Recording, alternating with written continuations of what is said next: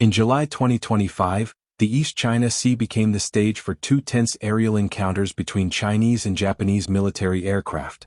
On July 9 and 10, Japanese YS-11EB electronic reconnaissance planes were intercepted at close range by Chinese JH-7 Flying Leopard fighter bombers.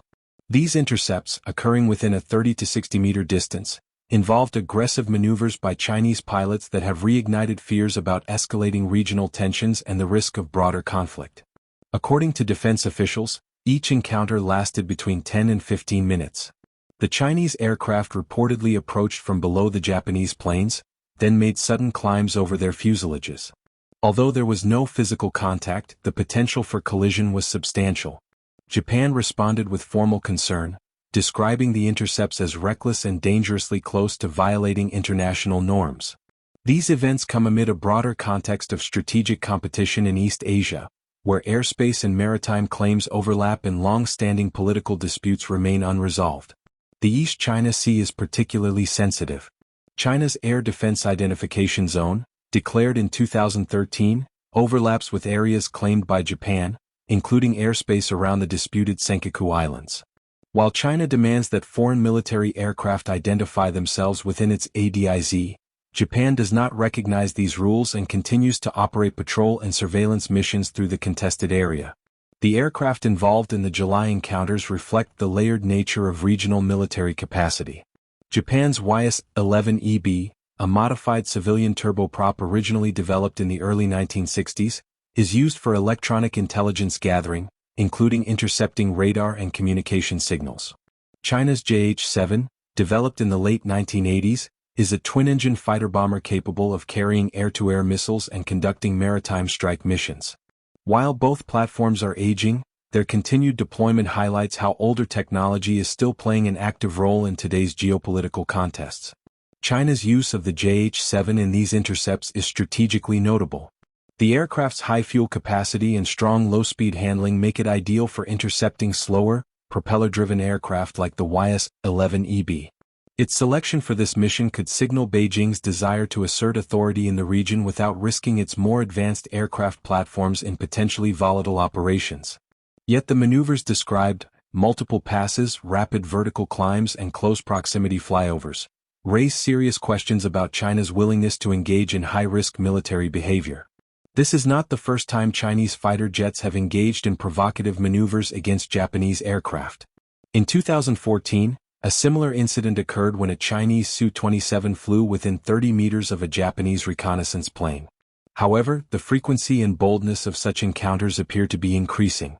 Analysts warn that the accumulation of these events could normalize aggressive intercepts and increase the risk of miscalculation. The strategic message behind the intercepts is clear. China is signaling that it will no longer tolerate what it considers foreign surveillance near its borders, even in airspace not internationally recognized as Chinese territory. By escalating intercept procedures, China is asserting both political will and military readiness. This development has significant implications for regional stability and global peace. While Japan maintains that its surveillance flights are lawful and conducted in international airspace, the ambiguity of maritime and aerial boundaries in the East China Sea leaves ample room for dispute. China's claim to authority over the region, and its expectation that other nations comply with its ADIZ rules, reflects its broader ambition to reshape regional security norms. Such moves are often presented as defensive but increasingly function as tools of coercion. Diplomatic efforts to establish mutual rules of engagement in contested areas have made limited progress.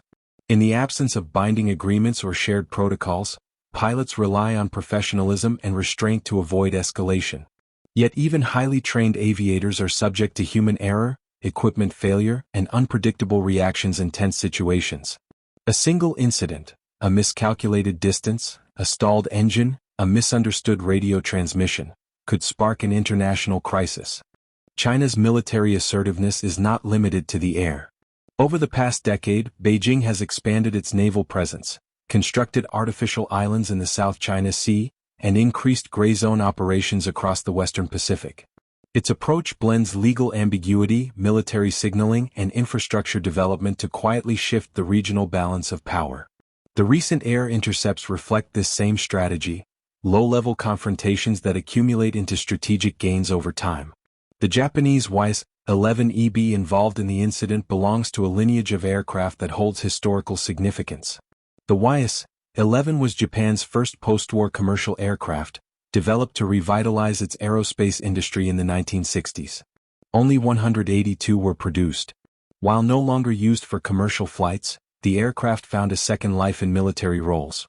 The YS-11EB variant is equipped with sensors and communication equipment designed to gather real-time intelligence, providing Japan with vital situational awareness across the East China Sea and beyond.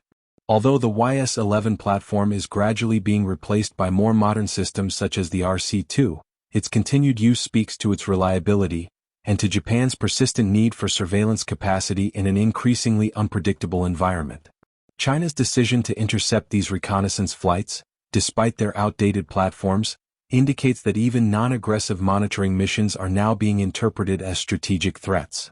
China's JH-7 Flying Leopard 2 is nearing the end of its operational lifespan. Once a key symbol of China's growing defense capability in the 1990s, the jet is gradually being retired in favor of newer models like the J-16 and J-20. Nevertheless, the Flying Leopard remains useful in missions that require range, fuel efficiency, and adaptability against non-high-speed targets. Its appearance in the July intercepts may indicate a deliberate calibration, forceful enough to assert Chinese presence, but unlikely to spark escalation with cutting-edge technology. The danger, however, lies in the uncertainty such decisions create. If legacy aircraft are deployed for low-risk confrontations, where is the threshold for deploying more advanced systems? If Japan upgrades its surveillance fleet or increases the tempo of its missions, how will China respond? The trajectory is worrying: more frequent encounters, more advanced platforms, and fewer safety margins. In the broader context of global peace and international security, these air intercepts should not be dismissed as routine.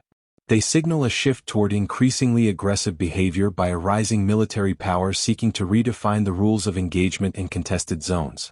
While the encounters remain confined to Asia's skies, their consequences are felt far beyond the region.